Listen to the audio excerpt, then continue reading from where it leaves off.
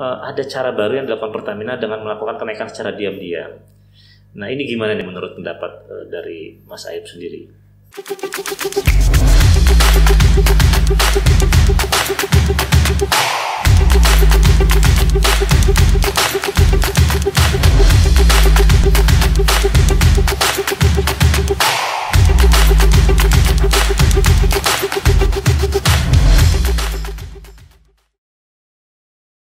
Assalamualaikum warahmatullahi wabarakatuh. Ketemu kembali dalam podcast Radar Banjarmasin, paling paham soal Banua. Baik, pemirsa podcast Radar Banjarmasin, pada bincang-bincang kita kali ini kami mengundang seorang tamu yang kami rasa cukup penting untuk bicara, ya, karena ini menyangkut hajat hidup orang banyak tentang BBM. Ya, kita mengundang Mas Ayub. Saya panggil beliau ini Mas Ayub aja deh. Ayub Mukti. Boleh.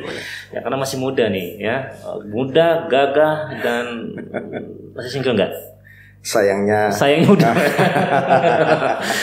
Ayub Mukti, Sales Branch Manager Rayon 5 Kalselteng PT Pertamina, ya. PT Pertamina. Yang bertanggung jawab terhadap distribusi, ya, juga, ya. Ya, kurang lebih untuk koordinasi terkait distribusi BBM. Iya, koordinasi wilayah. Wilayah Banjarbaru, pesisir, ya, sampai Kota Baru. Sampai Kota Baru, ya. Oke. Dan kita akan banyak mengulas tentang BBM bersama Mas Ayub. Pertanyaan pertama yang perlu saya tanyakan, bagaimana kondisi pasokan BBM selama Ramadan dan menjelang Lebaran? Alhamdulillah, kita patut bersyukur karena kondisi pasokan bahan bakar saat ini menjelang Ramadan, saat ini sudah Ramadan, diperkirakan juga sampai nanti Idul Fitri, insya Allah akan dapat tercukupi. Ini tidak lepas dari dukungan kuat dari kesigapan teman-teman distribusi, teman-teman perkapalan maupun terminal BBM yang selalu standby untuk menyalurkan ke seluruh jaringan distribusi Pertamina. Oke, tapi kayaknya hampir bisa dipastikan aman dan nyaman ini karena juga ada kebijakan pemerintah yang melarang mudik kali ya. Jadi kebutuhan BBM pasti nanti akan turun drastis. Kira-kira gitu ya kali ya. Ya, sebenarnya sih kalau mau mudik atau enggak, orang sebenarnya akan tetap mobile ya. Jadi bagaimanapun juga mereka akan tetap menggunakan BBM kan. Iya. Tapi mungkin pasti tetap akan ada berbeda ya. Artinya konsumsinya pasti akan lebih berkurang ya. Karena memang pembatasan ini. Baik, tadi udah dibilang distribusinya cukup aman, lancar gitu ya. Nah, tapi kadang-kala kan sering juga ini ada kasus-kasus distribusi itu terhambat karena faktor cuaca, ya kan, di bulan-bulan tertentu. Nah, itu apakah benar karena faktor cuaca sering terhambat atau karena memang ada faktor-faktor lain? Kalau yang secara seasonality itu memang ada season-season di mana lebih kepada untuk suplai kapal ya. Biasanya sih terjadi di akhir-akhir tahun gitu, karena itu musim angin kan, sehingga terkadang kapal datang terlambat karena ada gangguan cuaca di tengah laut gitu. Namun kalau saat ini alhamdulillah itu udah berlalu, jadi kurang lebih itu bulan-bulan Desember, Januari biasanya seperti itu ya Mas. Dan tentu saja kita untuk mengantisipasinya biasanya kita akan menggunakan armada yang lebih banyak atau jadwal yang lebih sering seperti itu. Oke, dari jumlah kuota jatah yang diberikan untuk kebutuhan BBM di Provinsi Kalimantan Selatan khususnya semua wilayah, dengan penggunaan ya konsumsi BBM oleh masyarakat, ini masih terpenuhi nggak atau ada defisit atau malah ada surplus kira-kira? Ya, untuk BBM setiap tahun Pertamina mendapatkan penugasan dari BPH. Adapun yang disalurkan oleh Pertamina itu besarnya adalah sesuai dengan yang ditugaskan. Untuk wilayah Kalsel sendiri sampai saat ini alhamdulillah tahun 2020 BBM yang ditugaskan seluruhnya dapat tersalurkan ke masyarakat, ke seluruh jaluran SPBU yang ditunjuk. Jadi kebutuhan masih terpenuhi ya dan tercukupi ya. Karena kan kita nggak tahu ya tingkat pertumbuhan ekonomi, apalagi ada kebijakan pembelian mobil murah dengan penghapusan pajak itu ya. Nah ini kan juga satu sisi peningkatan konsumsi BBM ya. Tapi sampai sekarang masih terpenuhi ya? Masih terpenuhi. Dan tentu saja kalau di tahun 2020 seperti kita tahu kan di sejak bulan April, Maret mungkin ya, bulan Maret di mana pandemik sudah mulai masuk ke wilayah Kalsel, tentu saja itu Maret 2020 ya, cenderung menurunkan penggunaan dari konsumsi BBM ini. Betul. Karena ada pembatasan-pembatasan ya sejak itu. Jadi meskipun supply yang kita salurkan pada prinsipnya selalu mengacu kepada kuota. Namun kalau misalkan memang di dalam masyarakat sudah tercukupi, maka kami juga akan menyesuaikan seperti itu. Oke, jadi boleh dijamin ya, makanya boleh dikatakan kebutuhan akan BBM itu dijamin oleh Pertamina. Betul. Ya kita patut bersyukur karena saya ingat banget itu 10 tahun yang lalu mungkin ya. Banyak sekali antrian-antrian terutama kebutuhan solar itu. Nah, boleh diceritakan kalau flashback itu kok bisa terjadi itu karena memang pembatasan kuota atau gimana itu? Kalau dulu sih ketika kita konfirmasi Pertamina selalu berdalih faktor cuaca, tapi saya pikir cuaca saat itu sedang baik-baik saja gitu. Kalau saya kurang tahu juga ya 10 tahun yang lalu ini karena atau secara umum aja pada saat terjadi kelangkaan BBM berupa apa ya, paling banyak sih solar ya waktu itu ya antrean itu. Apakah faktor apa yang paling dominan gitu? Karena solar ini biasanya kan antrian itu kalau solar cenderungnya adalah armada-armada yang spesifik ya. Jadi kami sangat berharap memang untuk antrian tersebut itu hanya diisi oleh armada-armada yang memang sesuai dengan ketentuan BPH berhak untuk menggunakan bahan bakar solar subsidi. Jadi adapun kayak misalkan armada yang itu dari perusahaan yang seharusnya itu menggunakan solar non subsidi. Betul, saya ingat itu. Salah satunya karena faktor disparitas harga kali ya. Tentu. Karena harga yang mudah itu menjadi satu komoditas bisnis bagi oknum-oknum. Iya, betul. Itu yang membuat jalan rusak, macet dan lain sebagainya. Ada satu kebiasaan dari Pertamina ketika melakukan kenaikan harga itu dengan kondisi dulu ya mungkin ya negara ya pemerintah ya saat itu melakukan, karena Pertamina hanya operator, melakukan kenaikan itu dengan memberikan informasi. Tetapi ternyata seringkali terjadi penolakan yang berakhir pada aksi-aksi anarkis, rusuh dan sebagainya. Kemudian saya mengamati ada cara baru yang dilakukan Pertamina dengan melakukan kenaikan secara diam-diam. Nah ini gimana nih menurut pendapat dari Mas Aib sendiri? Bagaimana bisa diam-diam? Karena kan kita juga pasti akan memampang dulu. Tapi memang seperti ini. Untuk kebijakan kenaikan ataupun perubahan harga itu kan tentu saja bukan serta-merta keinginan dari Pertamina, karena bagaimanapun juga bahan bakar tertentu itu kan dia masih ada komponen subsidi dari pemerintah. Tentu saja kita juga sebagai warga negara, pengguna pengguna ini tentu saja kalaupun misalkan kok namanya tanggungan, kita kan juga nggak ingin membebani negara ini terlalu besar gitu.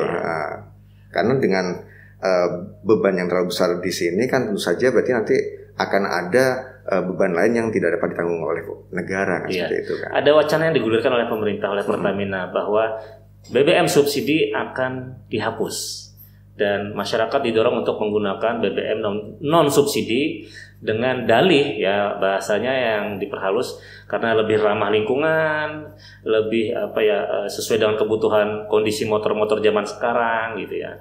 Ini apa memang faktor karena memang beban negara yang sudah tidak cukup kuat untuk mensubsidi atau memang karena orientasinya faktor lingkungan, kira-kira gimana ini? Iya, dapat kita lihat ketika kita flashback tahun 2010 sebenarnya bahan bakar yang disarankan oleh pabrikan kendaraan ini adalah bahan bakar dengan spesifikasi tertentu yang mana bahan bakar beberapa jenis bahan bakar ini sudah tidak memenuhi lagi. Adapun kalau misalkan untuk terkait subsidi atau yang lainnya, ini kan ranah yang berbeda. Di mana subsidi ini adalah ranah pemerintah, adapun Pertamina tugasnya adalah menyediakan bahan bakar yang sesuai dengan kebutuhan. Kebutuhan ini ya banyak, kebutuhan masyarakat juga kebutuhan spesifikasi kendaraan. Kayak gitu. Lalu kalau misalkan ini diartikan adalah untuk supaya mengalihkan, saya rasa itu pendapat yang kurang pas ya, kurang sesuai gitu. Ya memang juga kebutuhan sesuai dengan semangat masyarakat dunia yang ingin menciptakan lingkungan udara yang bersih gitu ya. Dan ada satu program baru ya. Satu program baru namanya itu tadi apa yang saya pernah baca itu Langit Biru. Ini gimana benar.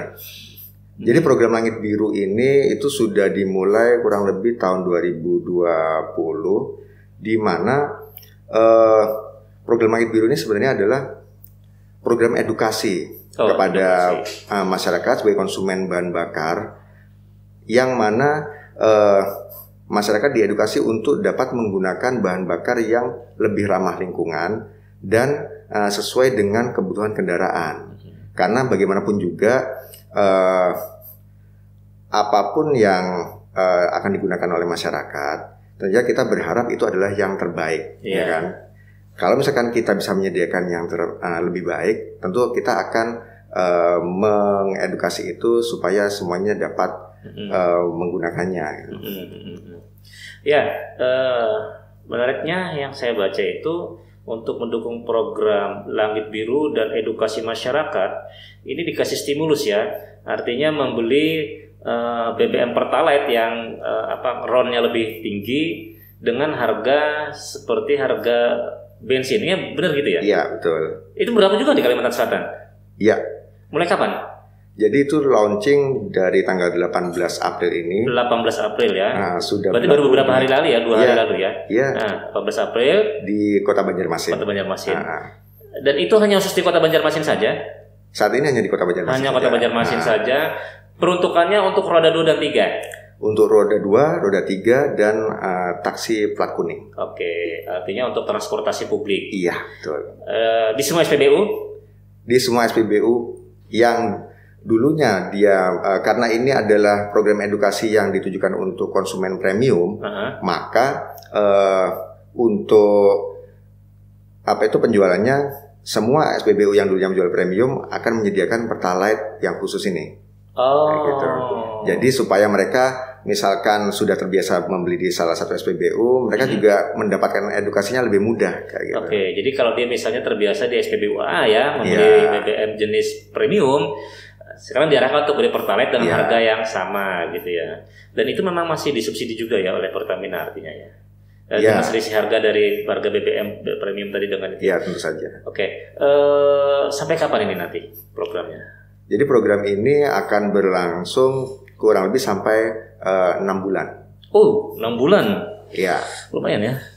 Jadi 6 bulan ke depan semua masyarakat khususnya di Kota Banjarmasin yang terbiasa menggunakan BBM jenis premium ini udah bisa membeli jenis Pertalite dengan harga seperti harga beli premium ya. Iya.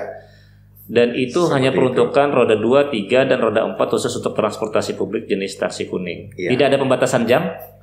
Tidak ada. Tapi jadi selama operasi SPBU ya silakan aja.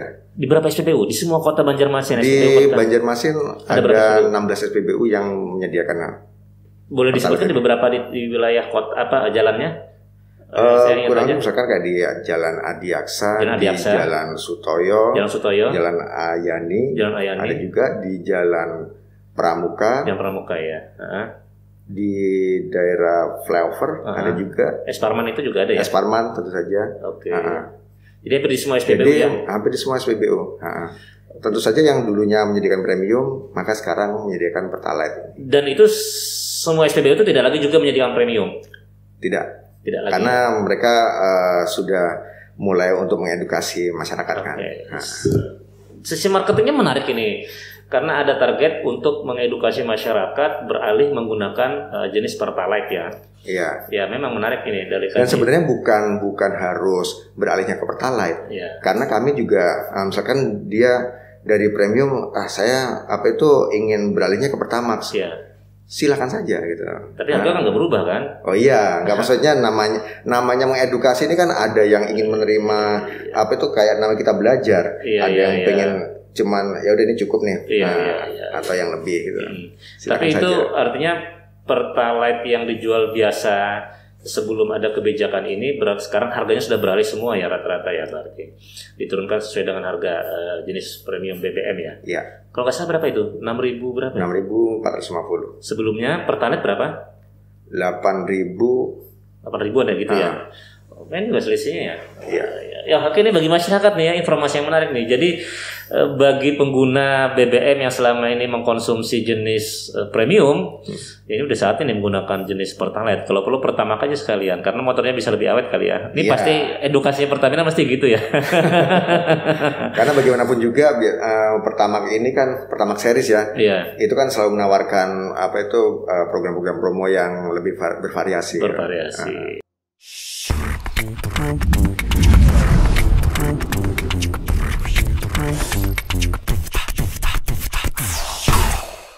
Mas Ayub, Januari tadi kita mengalami kondisi banjir yang cukup parah. Impactnya adalah semua jalur jalan yang menjadi akses infrastruktur untuk distribusi terganggu.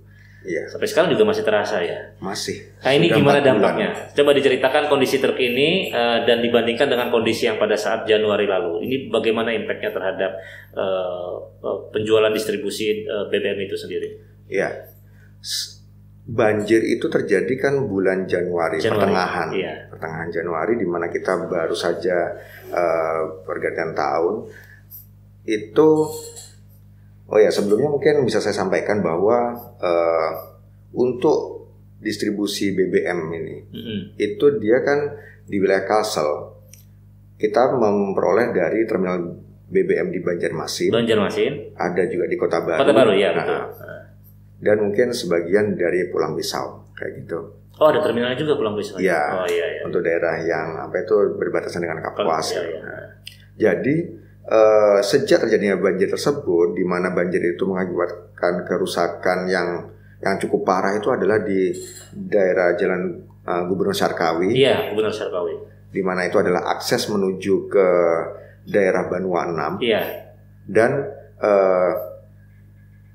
daerah di Jembatan Matraman, itu juga menuju ke Banua 6, dan di daerah mau masuk ke Playhari, betul. Nah, di Jembatan Pabahanan, iya betul.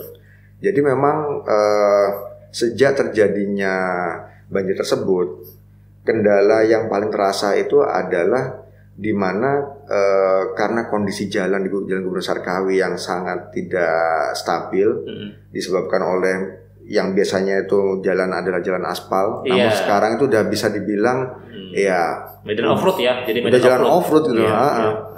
Jangankan aspal itu, batunya juga udah nggak kelihatan gitu. Yang itu ketika ada hujan maka akan sangat mudah menjadi kubangan yang menyebabkan truk jadi terguling atau macet karena patah as. Betul. Dan tentu saja dengan kondisi seperti ini yang sudah menurut kami sudah cukup lama ya, 4 bulan, kami berharap ada wujud nyata dari perbaikan kondisi-kondisi jalan ini, karena bagaimanapun juga ini kan menyangkut hajat hidup orang banyak. Yang disalurkan adalah energi gitu. Bagaimana Banua ini bisa menggeliat kalau energinya saja tidak sampai gitu. Jadi kondisi terakhir gimana nih? Apakah sudah mulai ada perbaikan? Apakah sudah mulai ada perubahan kondisi gitu? Aktivitas perbaikan sih kalau dilihat memang nampaknya selalu ada. Namun kami berharap bahwa perbaikan yang dilakukan itu jauh lebih masif dari itu. Karena yang ada di sana sekarang ini adalah ketika tiap kali hujan, maka kekhawatiran akan muncul karena biasanya akan ada truk yang terjebak atau misalkan kemacetan panjang karena tidak bisa melaju dengan kecepatan normal kan. Ini sebuah dilematis ya, karena saya juga membaca bahwa satu sisi pelaksana pengerjaan juga terganggu juga dengan hilir mudiknya angkutan itu ya. Jadi sempat wacananya mau ditutup kan kemarin Jalan Gubernur Syarkawi itu. Bukan mau ditutup, udah sering ya. Ya karena itu tadi, karena perbaikan. Memang nggak bisa juga memperbaiki pada saat kondisi orang lagi lalu lalang. Ya ini memang situasinya dilematis. Tapi bagaimanapun tentu semua pihak berharap ya kondisinya bisa cepat diperbaiki. Tentunya apalagi ini kondisi bulan Ramadan kan, di mana jalur tersebut bukan cuma jalur untuk BBM saja. Iya, termasuk sembako juga. Sembako, LPG kayak gitu. Yes, jadi kalau secara supply di terminal BBM ataupun depot LPG ini sudah mencukupi. Bahkan terkadang ada stok yang tidak dapat masuk ke tangki karena harus menunggu untuk penyaluran distribusian. Tapi dibanding yang dulu dengan kondisi sekarang pasti ada perubahan sedikit ya, lebih ini ya. Walaupun masih memang kendalanya ada. Tentu Pertamina selalu berupaya ya. Jadi meskipun apapun kendalanya, kami selalu berupaya untuk dapat menyalurkan bahan bakar minyak maupun LPG ini secara maksimal. Wajib itu, harus itu. Nanti teriak-teriak orang semua ya. Jadi mau apa itu mungkin ada sebagian masyarakat yang berasumsi apakah keadaan sudah kembali normal? Ya, mungkin di sebagian wilayah iya. Namun ada beberapa wilayah yang hal tersebut terjadi karena karena sebagian armada ini mereka harus bekerja ekstra keras untuk menyalurkan bahan bakar ya. Tapi selama ini memang kendala-kendala itu tidak sampai menghambat lalu sampai kemudian menimbulkan chaos dari sisi macet distribusi, belum sampai ke arah sana ya. Alhamdulillah koordinasi dan sinergi dengan instansi terkait, terus aparat keamanan dan pihak-pihak terkait lainnya, balai jalan. Kami selalu bangun dengan cukup solid. Jadi apapun permasalahannya kami selalu coba bicarakan dan carikan solusinya gitu. Karena kan semua demi masyarakat. Iya, komunikasi yang baik ya, dan koordinasi yang baik juga bisa menjadi solusi atas persoalan. Karena semuanya juga nggak menyangka dan nggak ingin tentu kondisi ini yang sifatnya force major ya. Iya, tentu saja nggak ada yang menginginkan sebenarnya hal seperti ini. Karena kalau melihat dari rencana pembangunan itu sebenarnya di awal Januari sebelum banjir, bahkan di Desember itu udah dimulai proses perbaikan itu. Kalau nggak salah itu multi years, itu 2 tahun jamak anggaran. Jadi itu pengerjaannya sebenarnya 2 tahun gitu. Jadi agak susah juga kalau ngebut harus ditambah kondisi kayak gini ya tadi apapun itu masyarakat dan pengguna tentunya kan berharap semua cepat baik. Oke, tadi kita bicara soal jalur distribusi yang sekarang udah cukup ini ya. Saya ingin tanya bagaimana pola konsumsi masyarakat Kalimantan Selatan sendiri terhadap BBM. Apakah cukup tinggi? Kemudian ketinggian konsumsi itu apakah karena faktor mobilitas yang tinggi atau karena memang ada indikasi-indikasi lain misalnya? Ya, kalau untuk konsumsi BBM ini sendiri, terutama untuk jenis bahan bakar gasolin yang kayak premium, Pertamax, Pertaseris lah ya. Ini memang di beberapa waktu yang lalu sempat terjadi penurunan karena memang adanya kebijakan terkait misalkan pembatasan mobilisasi ataupun yang lain gitu. Namun memang saat ini sudah mulai ada menggeliat lagi karena mungkin angka dari COVID ini juga sudah mulai cenderung turun ya. Apalagi sekarang Banjarmasin kayaknya udah masuk zona hijau ya. Masih tinggi sih, cuman dibanding yang beberapa bulan sebelumnya kan sudah agak melandai. Kalau dari kami sih yang pasti di setiap jaringan distribusi di SPBU akan kami selalu pantau sehingga ketersediaan bahan bakar bisa terpenuhi. Oke.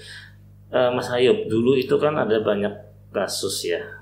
Dulu ya, saya katakan dulu. Terjadi penyelewengan ya, banyak pelakunya ya, bahkan aparat juga, termasuk oknum-oknumnya ya, bukan aparatnya tapi oknum. Tidak hanya itu, tapi juga pengelola SPBU-nya, pemiliknya, karena ada faktor disparitas harga yang saya ingat dan saya tahu waktu itu. Jadi harga subsidi itu diambil, bahkan saya pernah ingat dulu meliput satu SPBU yang kemudian membuat tangki cadangan. Jadi ada tangki utama, kemudian dibuka kerannya disalurkan ke tangki cadangan rahasia. Jadi ketika datang suplai BBM hanya sekitar 1 jam kemudian dibilang habis gitu. Padahal itu masuk ke tangki cadangan. Belakangan kemudian setelah ketahuan dia diberi sanksi oleh Pertamina untuk tidak diberikan distribusi. Nah, praktek ini apakah sekarang masih terjadi? Mengingat kan tidak ada lagi disparitas harga. Hanya ada 2 jenis BBM yang subsidi dengan yang non subsidi kira-kira? Karena kan ini komoditas yang sangat menggiurkan ya, dengan disparitas harga yang cukup jauh, terutama solar dulu tuh, solar industri dan solar subsidi. Nah ini kasus-kasus seperti ini apakah masih ada itu? Iya, jadi emang kalau apa itu ngomong soal disparitas harga ini, tentu saja bagi sebagian orang yang menganggap itu adalah sesuatu yang menguntungkan, itu akan cukup menggiurkan ya, karena dia bisa mendapatkannya dengan cara yang mungkin dianggap ini cukup mudah gitu. Namun kami juga tidak tinggal diam, kami juga banyak berkoordinasi hingga saat ini pun kami aktif berkoordinasi dengan pihak dari kepolisian itu dan juga pihak dari Pemda untuk melakukan pengawasan, misalkan kayak dari Dinas Meteorologi kayak gitu kan. Tentunya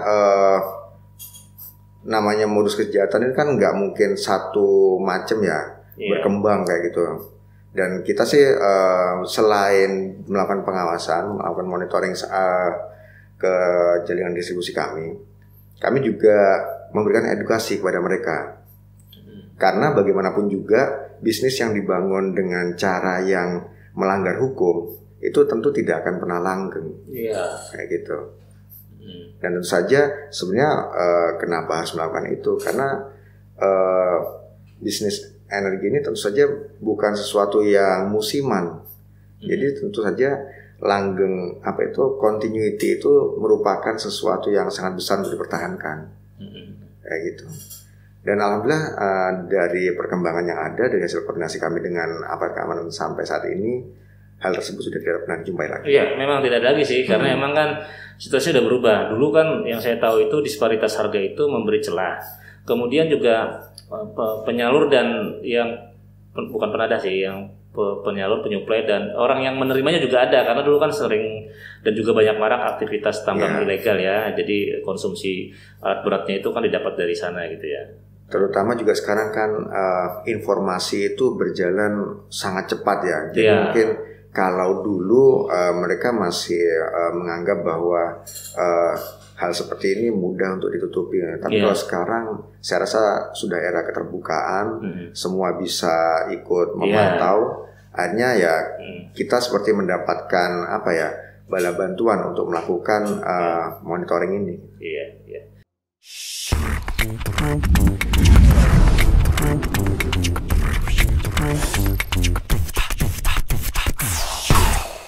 Oke, Mas Ayub, bicara soal partisipasi masyarakat. Nah, saya ingat ada satu video yang cukup viral ya, ketika ada pengguna atau warga yang membeli BBM jenis premium, kemudian diminta KTP-nya, fotokopi KTP-nya oleh operator SPBU-nya, tapi kemudian SPBU itu malah mendapat sanksi gitu. Bisa dijelaskan nggak ini yang benar siapa sih sebenarnya? Apakah yang dilakukan SPBU itu benar karena dia memberikan pemahaman bahwa ini adalah SPBU yang konsumsinya terbatas karena bersubsidi, atau memang apa yang dilakukan oleh SPBU itu salah operatornya itu? Kira-kira gimana? Ya, jadi emang sebagai jalur distribusi BBM Pertamina, di mana sebagian SPBU tidak hanya menjual BBM yang non subsidi, tapi juga BBM yang dengan subsidi ya. Nah, itu tentunya kepada SPBU kami berharap bukan hanya mereka dapat menjual secara benar secara SOP, tapi juga dapat memberikan edukasi ketika ada hal-hal khusus yang perlu dijelaskan kepada masyarakat. Adapun yang terjadi itu terkait penginputan data nopol, itu adalah merupakan program dari BPH. Oh, data nopol yang dicatat waktu itu ya? Iya, data nopol. Data nopol itu merupakan program dari BPH. Oh, memang ada programnya. Jadi di mana program itu adalah untuk upaya memastikan bahwa BBM premium ini, karena yang dicatat itu adalah untuk jenis bahan bakar solar dan premium. Dan ada pun yang viral itu kan waktu itu kemarin premium. Ya. Jadi untuk pemakaian premium atau solar itu untuk memastikan bahwa tepat sasaran, maka untuk memverifikasinya adalah dengan menginput nopol tersebut. Jadi setiap ada konsumen yang membeli bahan bakar tersebut, maka dia harus mencatatkan nopolnya.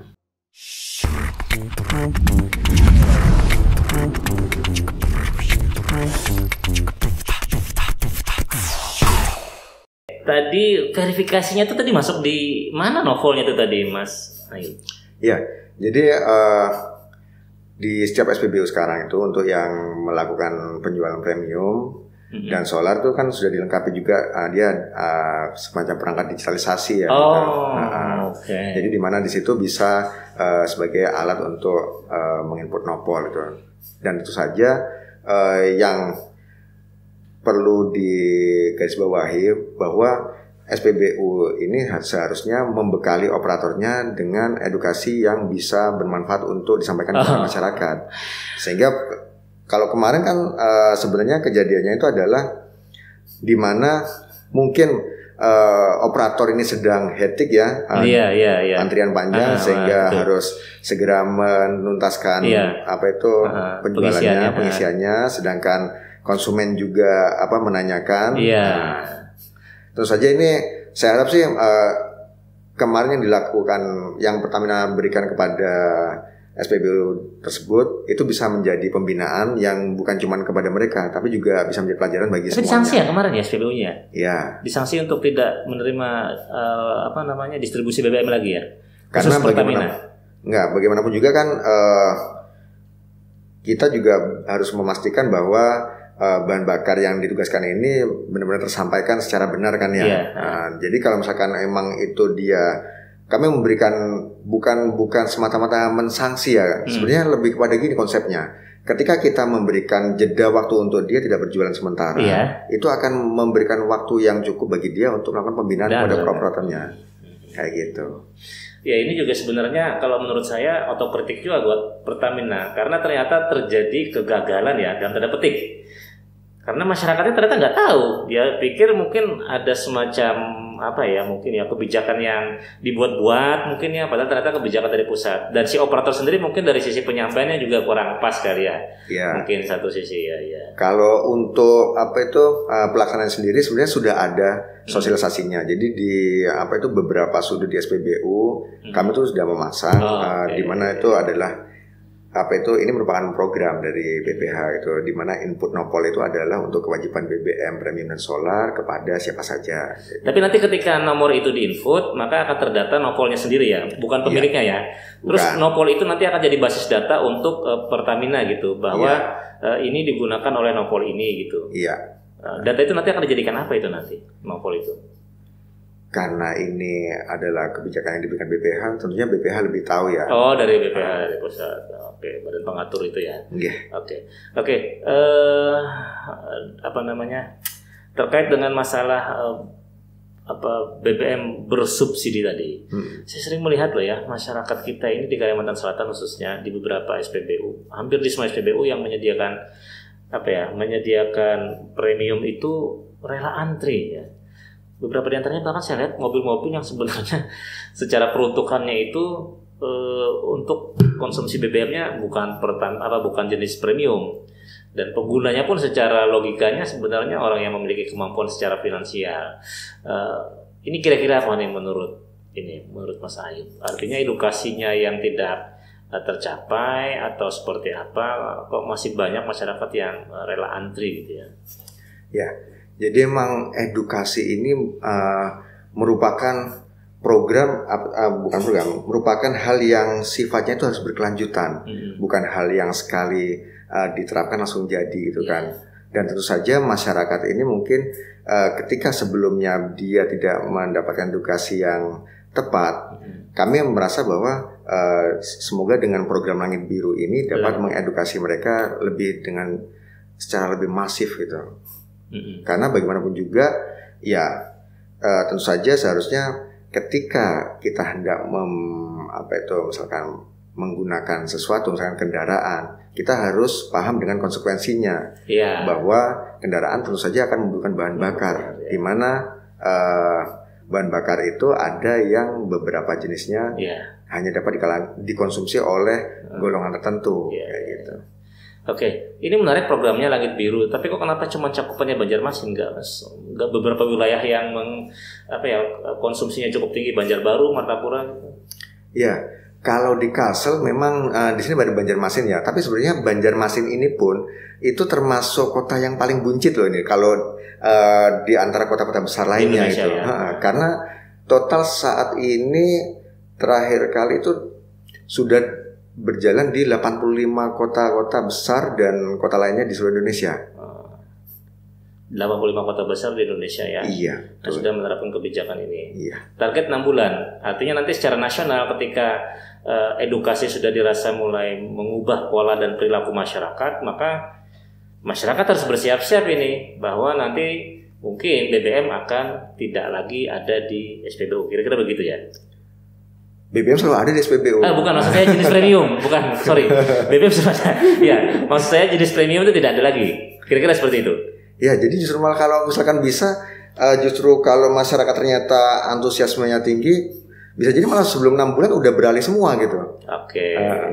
Berarti ini memang karena di beberapa daerah sendiri juga, di beberapa wilayah lain, itu terjadi fenomena bahwa terkadang mereka dibandingkan premium Pertalite Pertamax, mereka tidak beralih ke Pertalite-nya. Ke Pertamax-nya justru langsung ke Pertamax-nya.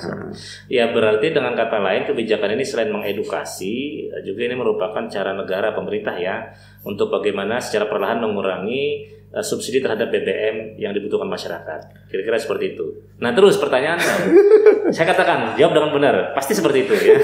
Ini strategi bukan. Kalau saya dibilang mengurangi ini kok kayak pemerintah nggak mau berbuat lebih ya. Tapi memang saya sih merasa bahwa ketika subsidi ini dapat dialokasikan ke... Iya, maksudnya seperti itu. Peruntukannya akan lebih ini ya kali ya mungkin. Katakanlah seperti itu. Mungkin satu sisi memang beban yang subsidi cukup berat, atau memang pemerintah juga menilai ada hal lain yang lebih penting daripada ini. Nah, pertanyaannya adalah ketika misalnya memang subsidi itu secara perlahan dicabut ya, kemudian BBM yang bersubsidi ditiadakan, dan program ini ya kan dengan kebijakan harga yang sama itu, apakah nanti akan kembali ke seperti harga normal selama 6 bulan setelah ini nanti? Harga Pertalite kembali di harga normalnya sekitar 8.000 itu. Ya, tentu saja kalau misalkan nanti ini sampai saat ini program ini berjalan untuk 6 bulan. Iya. Adapun kalau kami dari sini sebagai pelaksana, ini tentu saja akan melihat dari kebijakan yang akan dijalankan oleh baik pemerintah pusat maupun Pertamina pusat ya gitu. Iya. Samina wa ta'na lah. Iya. Tapi karena namanya ini sebuah program, tentu ada batasan dan ada target kali ya. Namanya juga edukasi kan ya. Ini pintar ini, pembuat kebijakannya pintar, mengedukasi sekaligus juga membuat kebijakan ini transisinya terasa soft gitu ya. Ya kan, ya dulu ketika mau ada kenaikan BBM itu dikasih tahu 2 minggu, 1 minggu, wah langsung terjadi gerakan-gerakan aksi ya, baik dari elemen mahasiswa, masyarakat dan semuanya. Ujung-ujungnya aksinya adalah anarkis. Yang rugi masyarakat sendiri juga sebenarnya. Ya, tapi kalau boleh kita flashback ya, tahun 2000 itu kan untuk kebutuhan bahan bakar oktan 90 itu sebenarnya itu adalah spesifikasi kendaraan sejak tahun 2010 gitu. Jadi sebenarnya kalau kita urut dari situ sampai sekarang ini udah yang kendaraan sebelum itu udah umurnya udah 11 tahun berarti kan. Iya. Dimana sebenarnya memang kendaraan-kendaraan yang ada saat ini adalah yang sudah harusnya sesuai spesifikasi ya, yang 9293 itu ya. 9. Iya, tapi saya mengamati psikologi masyarakat, nggak peduli bicara soal spek mesin, jenis BBM dan sebagainya, yang penting harga murah ya. Psikologi masyarakat ya. Harga selisih 200 pun rasanya ini. Dan saya pernah membandingkan. Ketika saya menggunakan mobil maupun sepeda motor, saya menggunakan Pertalite, Pertamax dengan premium. Memang harus saya akui ada perbedaan pada kondisi mesin. Bunyi mesinnya ada berbeda ketika menggunakan Pertamax lebih halus, ya kan? Akselerasi lebih cepat, ya kan? Tingkat konsumsinya juga lebih irit.